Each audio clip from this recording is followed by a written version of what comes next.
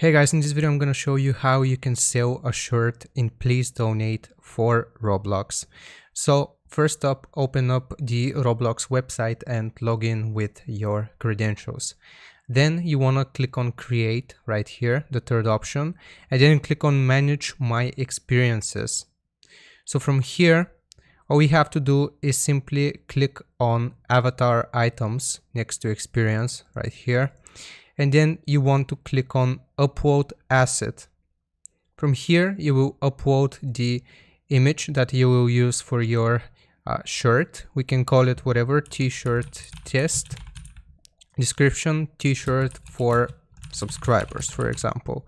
And then all you have to do is simply click on Upload after you're done. Now, on the test, if you want to put it for sale, this is what it's going to look like.